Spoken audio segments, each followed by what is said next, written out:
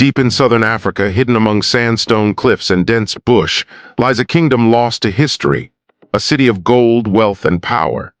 This is Mapungubwe, a civilization that thrived long before Europeans arrived, then vanished, leaving only whispers and buried treasures behind. But what made this city so powerful, and why did it disappear? The answer is buried beneath the earth itself. Around 900 AD, a group of skilled farmers and cattle herders settled on a sandstone hill in the Limpopo River Valley. They built a small village atop the hill, which offered protection and a commanding view of the surrounding plains. Mapungubwe's location was perfect, at the crossroads of ancient trade routes, connecting southern Africa with the east coast and beyond. Traders passed through, bringing ivory, copper, and exotic goods. This humble village was destined to grow into one of Africa's most remarkable kingdoms. Then came the gold, rivers of it, mined from the very earth. Skilled artisans transformed this wealth into exquisite jewelry, scepters, bowls, and ritual artifacts. Gold wasn't just currency. It symbolized spiritual power, political authority, and divine rule. Mapungubwe became a kingdom of unimaginable wealth. The ruling elite controlled the gold trade, built palaces, commanded armies, and expanded their influence across southern Africa. Trade flourished, society grew complex, and Mapungubwe became a beacon of culture, power, and ingenuity.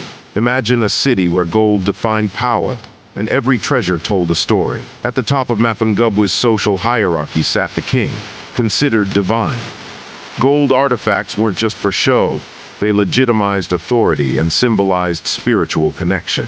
Below the king were elites controlling trade, artisans shaping wealth, and farmers sustaining the kingdom. Mapungubwe was a sophisticated, organized society. By the 13th century, a prolonged drought began to strain resources. Crops failed, rivers dried, and trade routes shifted, bypassing the city. Mapungubwe's glory began to fade.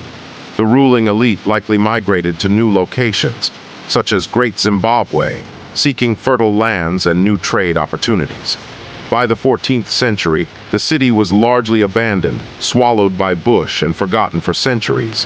Yet the kingdom's treasures would not remain hidden forever. In 1932, archaeologists led by Professor Leo Fauché began systematic excavations. They uncovered palaces, houses, workshops, evidence of an advanced urban center. But the most astonishing discoveries were in the royal graves. Gold artifacts, ivory carvings, and imported beads revealing extensive trade networks. The golden rhinoceros is Mapungubwe's most famous artifact. A tiny figurine, just over 4 inches long, crafted from thin gold foil. Every wrinkle, every horn is meticulously detailed. This symbol represented strength, power, and royal authority. It may have been worn by the king or a high-ranking official, a miniature embodiment of Mapungubwe's legacy. Mapungubwe's social, political, and economic systems influenced later civilizations in southern Africa. Great Zimbabwe, which rose in the 13th century, shows clear links in architecture, religious practices, and governance. Mapungubwe's legacy was not just wealth, but a blueprint for civilization that would shape the region for centuries. In 2003, Mapungubwe was declared a UNESCO World Heritage Site, preserving its legacy for future generations. Visitors can explore the national park, ruins, and museum, witnessing where history and nature collide.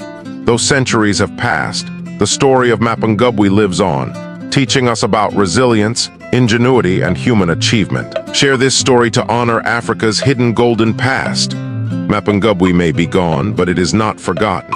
Its gold, its artistry, its culture continue to inspire. A kingdom lost to time, yet immortal in human memory. Until the lion learns to write, every story will glorify the hunter. Subscribe, share, and celebrate Africa's golden legacy.